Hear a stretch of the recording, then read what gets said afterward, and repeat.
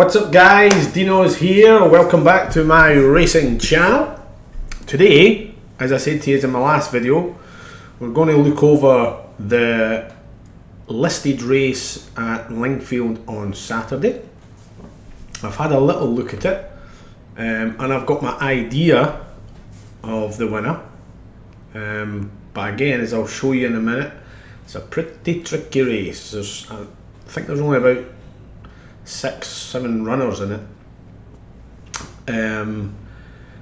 but yeah, I narrowed it down to 4, then I narrowed it down to 2, and then I've obviously picked what I think has got a really good chance of winning the race.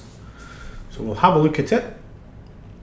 Now, before we do, this is all the racing for tomorrow, Saturday the 2nd. But if we look here in Australia, one of my favourite horses is running there in this Group 1. I'm sure you can all imagine what one it is and guess what one it is. Come on. The computer's running a little slow when it shouldn't be. There we go. So, 440 at Randwick in Australia, and there she is, Winx, unbeaten in 30 run-ins, so she's now going for her 31st victory. Will she win it? Well, just look at the odds, 14-1 on. So as we spoke about, you put £14 on, you win £15. That's what you walk away with, so you're only winning £1. So yeah, now time wise, I have no idea time wise.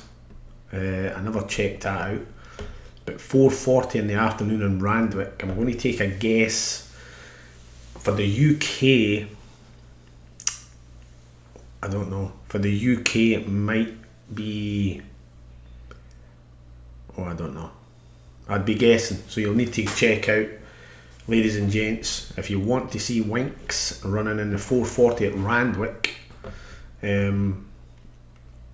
I've just got a sneaky feeling that it might be round about 12 o'clock tonight, our time in the United States. In the UK it might be early morning. So, I mean, you're going to get a replay of it anyway, you know, whether it's on Twitter or Facebook, things like that. At the races and Racing UK will show you it anyway. But yeah, Winx is running 2nd of March at Randwick. Alright? But what we're going to look at Lingfield in this listed race here, the Ladbroke Spring Cup Stakes, listed race class 1 over 7 furlongs. And there is only 6 runners in the field, so that's good. And there goes my dog again, barking. Right on cue, you must know I'm doing this. So, here we go. This is over 7 furlongs, the 350 at Lingfield. And there is 4 that I looked at. The first one I looked at was Fanar. Now, Fanar's not had a run this season. We'll go and look at its form. As you can see from last season, its first race was 1st, 2nd, 9th, 2nd, 4th. But with this being a class 1, we'll have a wee look, and it is over 7 furlongs. So class 1 over 7 furlongs, and I'm going to show you something very interesting in a minute.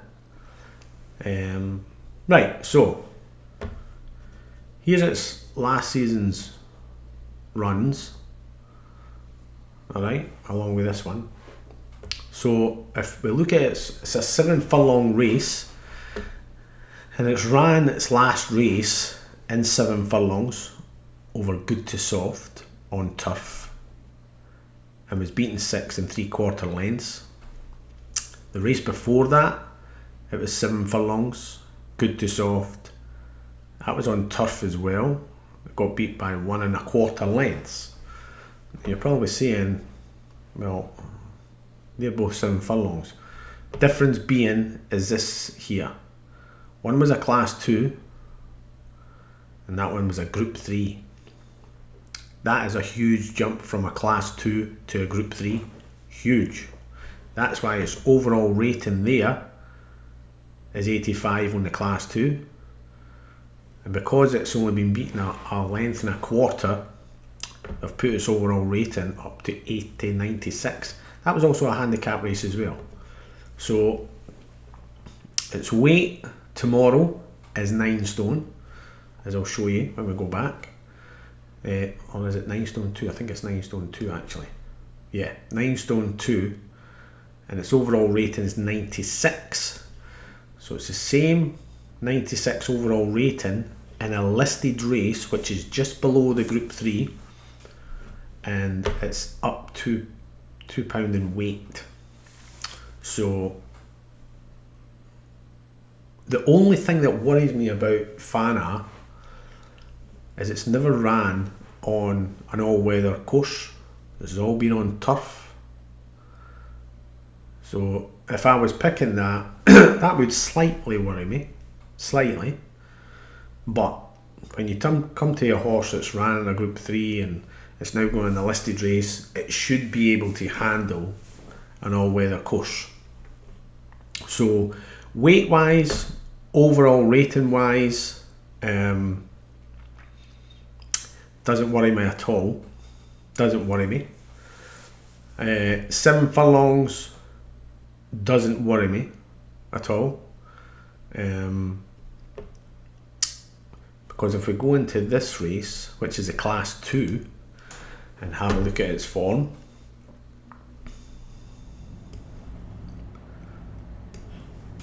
so there it is, class 2, 7 furlongs on soft.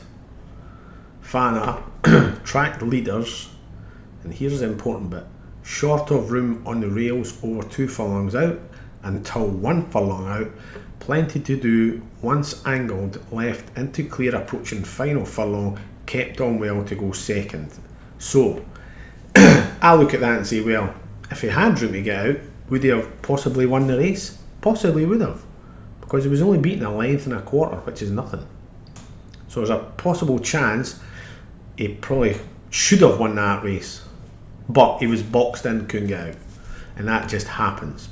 So looking at that, over 7 furlongs, the 7 furlongs to me isn't going to be a problem. So it'll be fine with the 7 furlongs, it'll be fine with its weight and its overall rating. The one thing I want to show you, and it certainly does mean something, this comment here: useful turf form last autumn. Trainer has won 3 of the last 5 runnings of this race. So this particular race, the Ladbrokes Spring Cup Stakes, this trainer obviously aims certain horses for this race. So that's a big thing to take into consideration. So that's Fana. The next one would be Chena. I think that's how you would say that. Chena is the bottom weight of 8 stone 11. Its overall rating is 95. Fana's is 96, but Chena is 8 stone 11, so it's getting £5 from Fana, which does make a difference. And we'll look at Chena again. Hasn't had a run this season, so we'll look at it again and have a look. Get rid of that wee thing. And let's see what Chena's form's like. Now, what you need to take into consideration here is, if you look at all its races, Group 3, 4th, beaten 5 3/4 lengths. Class 1, beating 6 3/4 lengths. Group 3, beating 5.5 lengths. If you look at the 3 races, or 4 races, it's not really produced anything in any of the races. So the Group 3 obviously is maybe just that step too high. The Class 1, depending on what weight it's got, but it's not really produced anything in that race. Group 3 agreeing. Then you go to the Class 2, and it was second, beating a length. Then it was running a Class 1, which was its last race in November, and it was beating a nose. Overall rating in 95, 9 stone on its back. Tomorrow it's got 8 stone 11. Will that have a chance? Absolutely. Absolutely. So China's another one that we need to take into consideration, that its form, even though it's Group 3s and Class 1s, hasn't really been good form, but its Class 2 and Class 1s have actually been good form. When it's a listed race, which is just above the Class 1, and it's already ran a Class 1, you've just got to take all that into consideration. Alright? Next one we're going to look at is Deep Intrigue, which again, out of the 2 that we've looked at, Deep Intrigue has had 3 runs this season, so that one, without any question, will be fit. That will be a fit horse. So Fana or Chena, if any of the 2 are going to win it, they're going to have to be fit. We'll look at Deep Intrigue. And Deep Intrigue, 4 races, 3 races. Kempton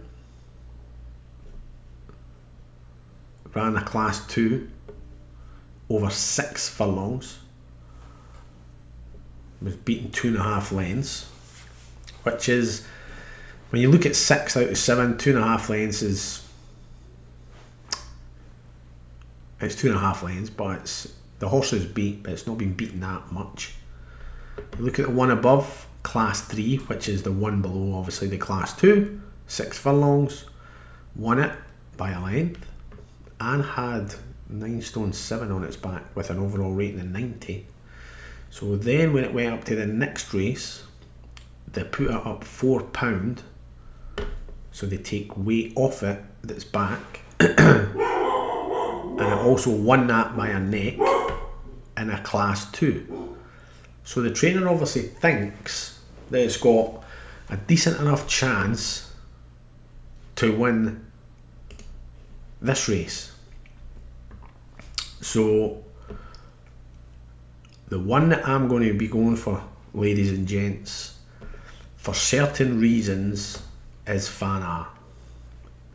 I think Fana, if it's fit, which is one thing, which we don't know, and if it handles the ground, which is the all-weather ground, in my opinion, if it handles the 2 things, I think it'll win. I think it's got Deep Intrigue to beat.